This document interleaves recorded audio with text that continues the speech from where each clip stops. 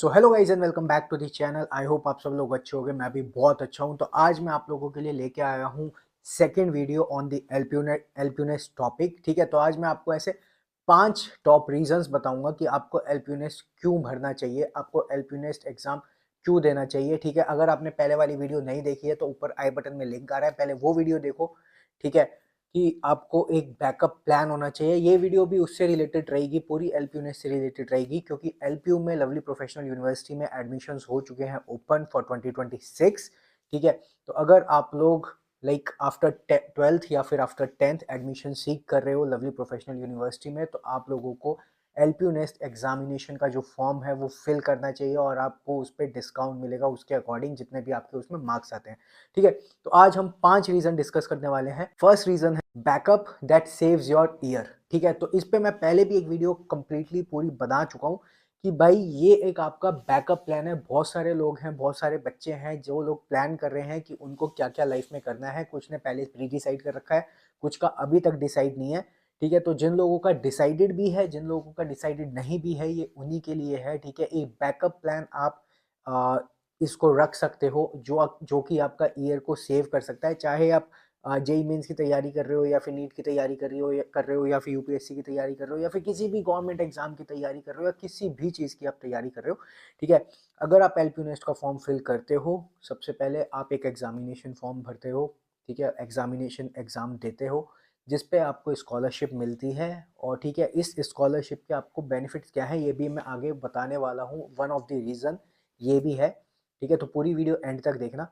ठीक है, तो आप अगर फॉर्म फिल करते हो तो आपके पास टाइम मिलेगा अपने आप को चेक करने का कि कितनी आप में कैपेबिलिटीज़ हैं। ठीक है, एक टेस्ट के अकॉर्डिंग, और उसके अकॉर्डिंग आपको एलपीयू में भी एडमिशन के लिए स्कॉलरशिप मिलेगी और दूसरी जगह भी आपको स्कॉलरशिप मिल सकती है। तो ये था पहला reason as a backup plan. तो अब हम बात करते हैं दूसरे रीज़न की। दूसरा रीज़न है स्कॉलरशिप अपॉर्चुनिटी। तो भाई यहाँ पे जैसे मैं आपको पहले भी बता चुका हूँ कि एलपीयू में अगर आप एलपीयू नेस्ट एग्जाम देते हो तो यहाँ पे आपको दो तीन चीज़ों पे, दो तीन पॉइंट्स पे डिपेंड करता है आपको कितनी स्कॉलरशिप मिलेगी और कब मिलेगी। ठीक है, तो सबसे पहले बात करते हैं scholarship based on the LPU NEST score. तो एलपीयू ऑफर करता है 4 ब्रैकेट्स में स्कॉलरशिप। ठीक है, आपके एलपीयू नेस्ट स्कोर पे डिपेंड करता है, जो कि A B C D like 4 यहाँ पे आपको ब्रैकेट्स मिलते हैं, totally depending on your LPUNEST score. ठीक है, तो जितना ज़्यादा आपका स्कोर होगा उतनी ज़्यादा चांसेस होंगे आपको हायर स्कॉलरशिप मिलने के। ठीक है,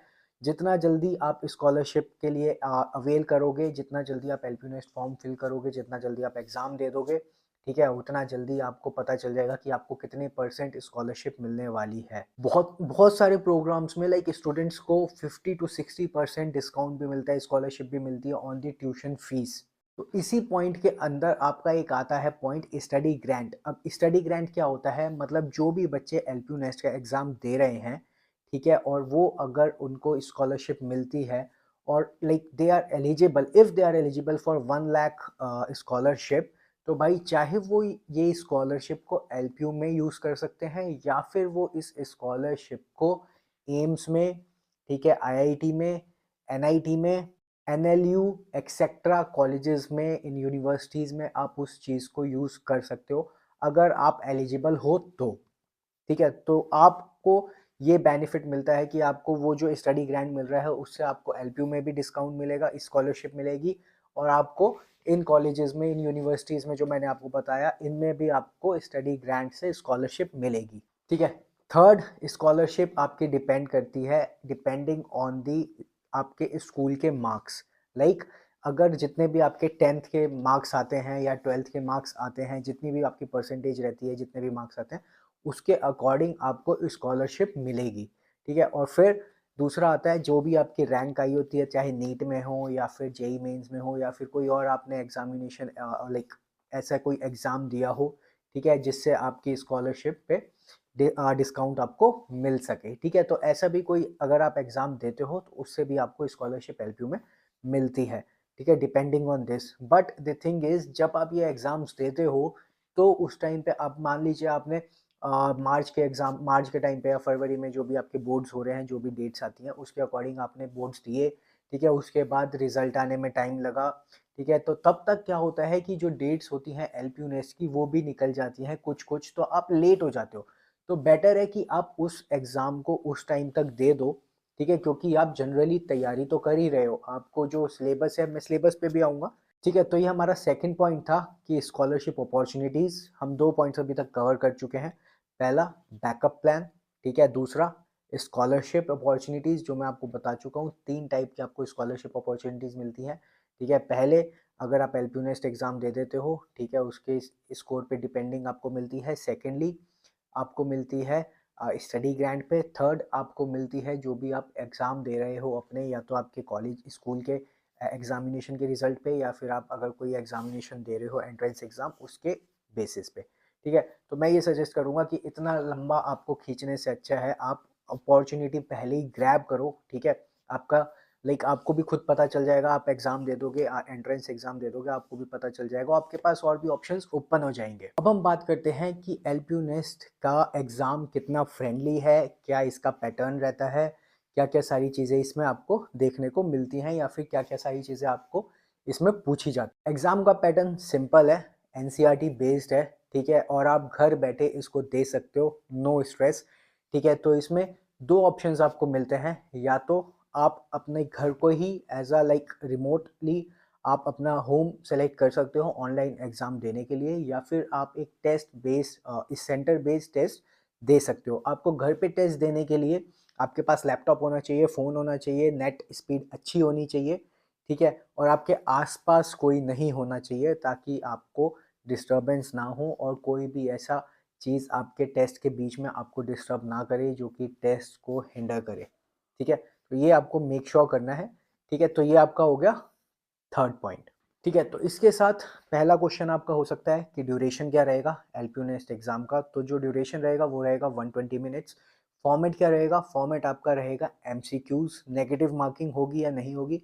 यहाँ पे यूजुअली आपकी कोई नेगेटिव मार्किंग नहीं होगी। अगर मैं बात करूँ इसके सिलेबस की, फॉर बीटेक फिज़िक्स रहती है 12th स्टैंडर्ड के अकॉर्डिंग, केमिस्ट्री रहती है 12th स्टैंडर्ड के according, mathematics, biology depending on the stream as per your choice, मतलब जो भी आपकी स्ट्रीम रहती है उसके अकॉर्डिंग वो चूज़ किया जाता है। इंग्लिश आपकी बेसिक ग्रामर रहती है, कॉम्प्रिहेंसिव रहती है, इतना कोई बड़ा हौवा हम लोग क्रिएट नहीं करते हैं, मतलब एलपीयू नेस्ट में इतना बड़ा आप लोगों को कुछ ज़्यादा देखने को नहीं मिलता है। आपको प्रॉपर्ली जैसे मैंने बताया 12th स्टैंडर्ड के अकॉर्डिंग ही आपको सारी चीज़ें देखने को मिलेंगी, based on your NCERT and each and everything, जो कि आपको पढ़ाया जाता है बेसिकली। फॉर अदर कोर्सेज मान लीजिए फॉर एमबीए, डिज़ाइन, लॉ, ठीक है? इसमें आपके रहते हैं लॉजिकल रीजनिंग, एप्टीट्यूड, ठीक है? और English grammar and comprehensive, same चीज़ें इसमें भी आपकी रहती। अब फोर्थ पॉइंट आपका आता है प्रायोरिटी एडमिशन।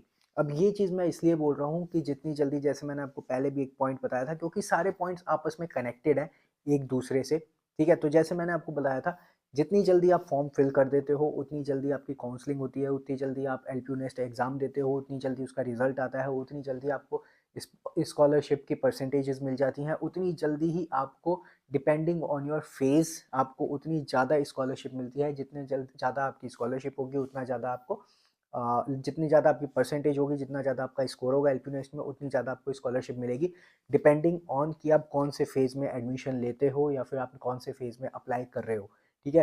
तो वो कहावत है ना कि early bird gets the worm, ठीक है? तो वही ये चीज़ है कि जो जितनी जल्दी इसको ग्रैब करेगा, उसको उतनी ज़्यादा अपॉर्चुनिटीज़ ग्रैब होंगी। इसी के साथ हम सिर्फ यही नहीं कह सकते कि आपको सिर्फ स्कॉलरशिप मिलेगी या फिर यही सारी चीज़ें मिलेंगी, आपको और भी बेनिफिट्स मिलेंगे, जैसे आपको हॉस्टल ऑप्शंस ज़्यादा मिलेंगे, ठीक है? क्योंकि लास्ट में जाते-जाते तक काफ़ी सारे हॉस्टल्स फिल हो जाते हैं, ठीक है? तो आपको अपने अपॉर्चुनिटी के अपने अपनी पसंद के अकॉर्डिंग भी हॉस्टल नहीं मिलता है। यहाँ पे आपको अपनी पसंद के अकॉर्डिंग आप हॉस्टल भी चूज़ कर सकते हो, बेड भी चूज़ कर सकते हो, सारी चीज़ें कर सकते हो, ठीक है? क्योंकि हॉस्टल में कूलर के पास वाला बेड लेने के अलग ही फ़ायदे होते हैं। तो वो according to the number of beds ही अलॉट होता है, जो जल्दी आएगा उसको वैसा ही रूम और उसको वैसे ही बेड अलॉट होगा, ठीक है? तो ये भी चीज़ आपको ध्यान में रखनी है कि भाई ये तो सच चीज़ है, सिर्फ एलपीयू नेस्ट की नहीं है, ये तो सच है, जो जितना जल्दी सारी चीज़ों में आगे बढ़ता रहता है, उसको उतनी ही अपॉर्चुनिटीज़ मिलती हैं, उसको उतना ही इनफ प्लेंटी ऑफ टाइम मिलता है चीज़ें एक्सप्लोर करने के लिए, ठीक है? और वो उतनी जल्दी लोगों से आगे बढ़ता है।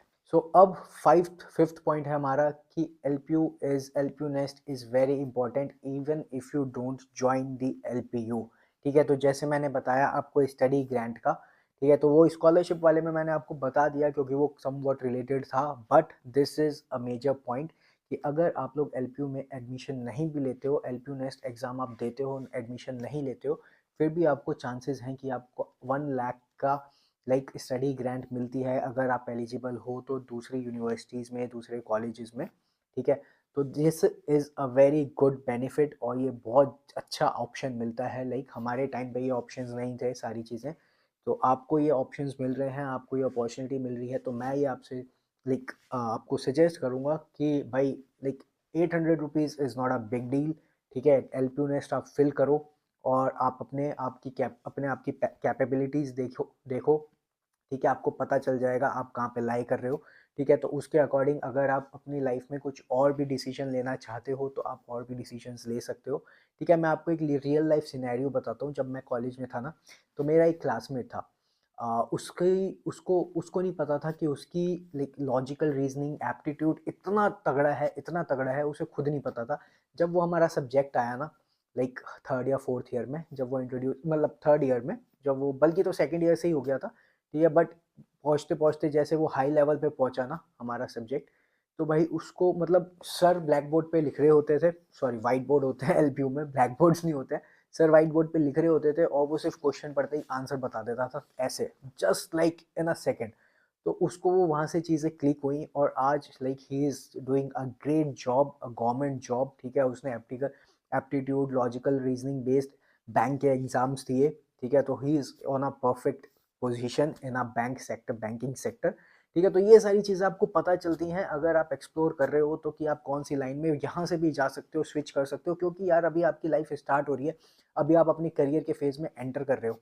This is what I was looking to promote from my end, कि आप लोगों को ये सारी चीज़ें पता चलें, आप लोगों को एक सही स्टेप लो, ठीक है। तो 5 हमारे पॉइंट्स थे, पाँचों के पाँचों पॉइंट्स हम अपने कवर कर चुके हैं। अगर आपको अब एलपीयू नेक्स्ट एग्जामिनेशन फॉर्म पे डिस्काउंट चाहिए तो ये आ रहा लिंक, ये आ रहा कोड, ठीक है, और डिस्क्रिप्शन में है लिंक, उस पर जाके क्लिक करो, आपको मैक्सिमम डिस्काउंट मिलेगा। और माय लिंक, ठीक है। तो चैनल को जल्दी से सब्सक्राइब कर लो अगर सब्सक्राइब नहीं किया है, और मिलते हैं आप लोगों से नेक्स्ट वीडियो में एक नई वीडियो के साथ। Bye bye guys.